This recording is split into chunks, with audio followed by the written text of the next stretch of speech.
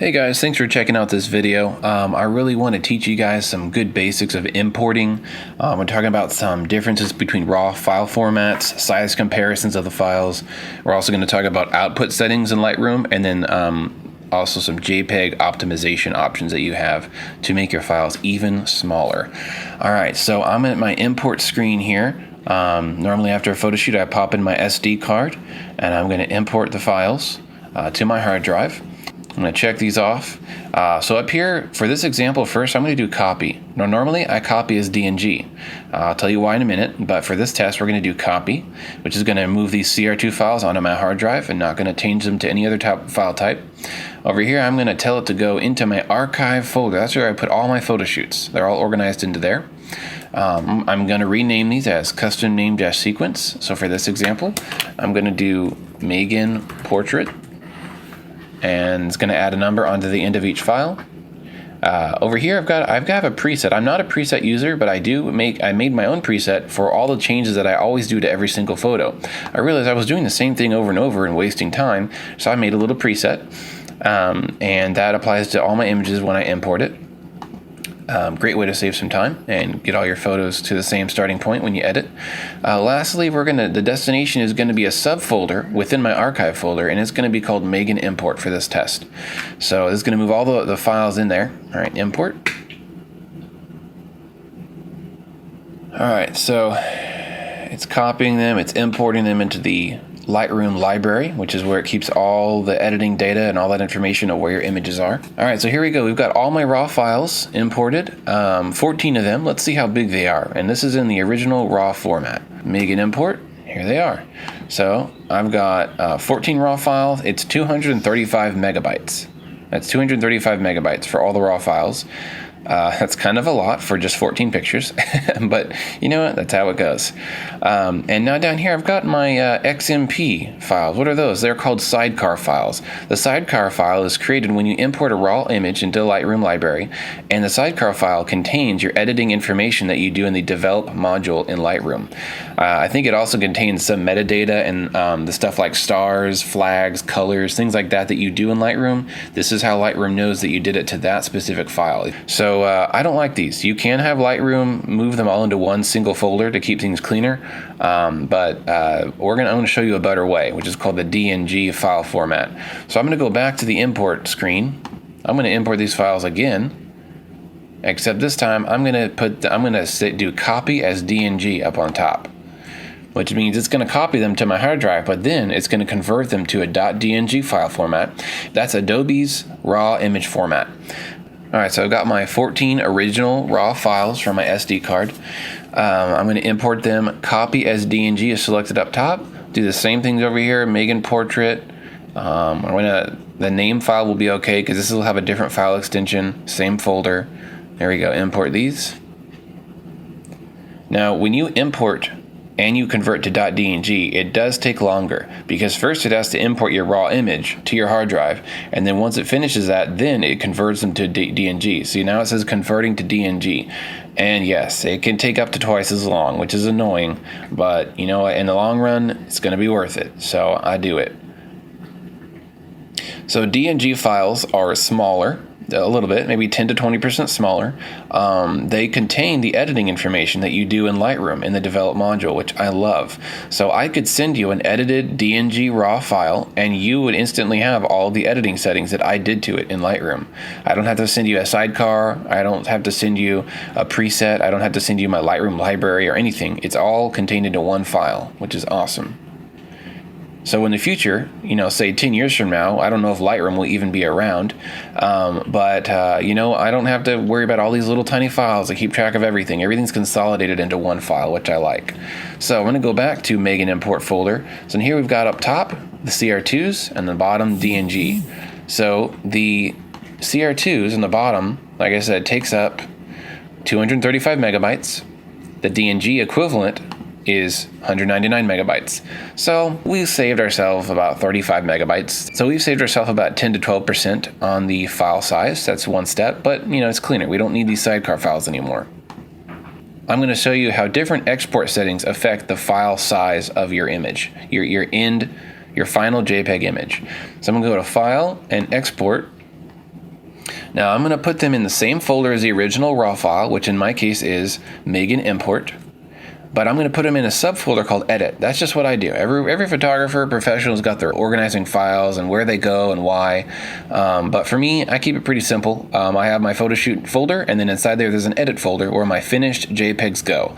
And I might do Photoshop touch-up on them later, but initially that's just where all my finished JPEGs go. So I'm going to check that off, put in subfolder. Alright, so I've got rename to checked off, and I'm going to do a similar thing as I did on my import screen, custom name dash sequence. So I'm going to name these Megan Portrait Large, because I'm not going to downsize them. I'm not going to change the quality, just to show you the difference. And I've got a sequence number starting at 1. Next section is the file settings. Of course, I want to finish these as a JPEG. And quality, normally I put them down to 90, but I'm going to do 100 just to see what the difference is. And sRGB, of course, that's the standard for JPEG images. Now, I also normally resize these, but I'm not going to resize these for this first test. And I'm going to do export. Okay, so here we are back in the Megan Import folder. Here's my CR2s, here's my DNGs. Now I've got my new edit folder with my finished JPEGs in them. So altogether we've got 81 megabytes. Each one varies in size from 6 megabytes. Here's almost a 10 megabyte image, another 10.1. I guess there's more pixel data in there.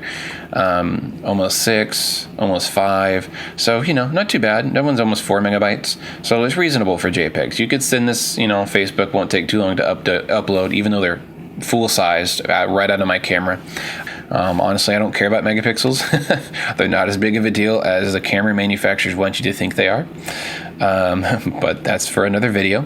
So altogether, we've got 81 megabytes. Now I'm going to export these again with my actual settings that I use. So same edit folder. I'm going to change the name scheme to just Megan Portrait. I'm going to downsize the quality to 90. Honestly, you can't tell a difference. You could probably even go down to 80, not really tell a difference. And I'm going to resize them. I'm going to downsize them just a little bit. Now, my original RAW files are 4,272 pixels on the long edge, which is the vertical if it's portrait, or horizontal if it's landscape. So I'm just downsizing them by 200 pixels. That's really not a lot. And it's still way big for most clients. I mean, honestly, do you want your portraits taking your images and printing them really large? They're probably never going to do that. And if they do, you want to encourage them to do it through you, so that first of all, you can make money by selling a print. But second of all, you can ensure the quality, that it's cropped correctly, that it's using a professional printing company and not Walgreens or Walmart. But anyway, again, that's another subject for another video. So you could choose to downsize these very much. You could do 2048 for a Facebook image size, 2048 pixels on the long edge. It's the standard for Facebook. You could do them, a more web size, like 800 pixels, whatever. I keep them large. But not full size. So 4,000 pixels on the longest edge right here, this drop down the long edge. And I don't do anything else. Leave all metadata in the image. And I have my copyright settings are in the metadata already. So, yeah. All right, so export these. All right, so here we are.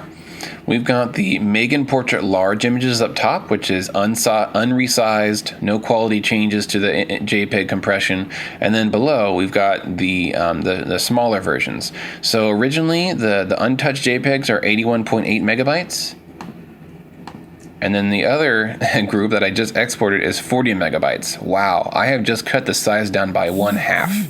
By 50, these are 50% smaller than the others. And honestly, very small changes. I put the quality from 100 down to 90. I put the full size from 4272 down to 4000 on the long edge of the pixels. So small changes, but man, big outcome changes here. We're saving a lot of space, and the quality is really not diminished noticeably. All right, so that's the final step from Lightroom. Now, after this, another thing that I do is I use a program called JPEG Mini. And I am not being paid by JPEG Mini to do this video, even though I should be, because I brag to everyone about how great this little program is. I just paid $20 one time, and boom, I got this little program. It is so easy. So all that I do is all I do is I get the images that I want to shrink in size. Sorry, not in pixel size, but in the memory size. It's kind of a confusing. Size means a lot of different things. So all I do is I drag my JPEG images on top of JPEG Mini. I let them go. And JPEG Mini loads each image and it optimizes them. Optimization is a really fancy technical programming term that really just means it's making the file size smaller, while in a smart kind of way, not making the quality lower. I don't know how this really works, honestly. I don't know the technical stuff. I just know that my images still look as good as they did, but they are much smaller. And this is going to tell me how much smaller. 1.8 times smaller. Now, honestly, that's not very surprising. Usually it's 3. I usually get my images are 3 times smaller than they were originally. And that's awesome. And up here on the top, it says total space saved 24 gigabytes. That's a lot of space, y'all. And I've only been using this for about 2 months. So that just is a little odometer of how much space it has saved total. So it's saved 19 megabytes, which again is really not much compared to how much it usually shrinks my images, and they're 1.8 times smaller than they were. So remember it was 40.1, I think, 40 megabytes, and now it's 22 megabytes. So that's almost half again. So for the size of one raw image, which is around 20 megabytes maybe, I have my whole photo shoot done into 22 megabytes, and that's pretty great. So what that means for you is faster upload times to Facebook, faster upload times to your, however you get your images to your client. For me, I use a service called Pass, P-A-S-S, which is an online image download delivery system, which I love. And it actually resizes my images for me to 4,000 pixels on the long edge, which is another reason why I shrink mine to 4,000, because it saves me a step, and it saves the upload time, makes it faster. So that's another reason why I do 4,000.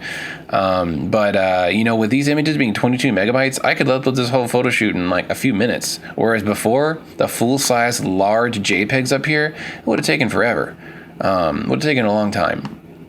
And ain't nobody got time for that. So my images are now about 25% the size of what they used to be without any little changes being done in Lightroom. So I hope this is educational for you guys. I want to make some more of these kinds of videos explaining different things that I've learned. And you guys have a great week shooting. If you're interested in booking a one-on-one session with me or a guided photo shoot, I would love to meet up with you guys and have some fun. Thanks again for watching.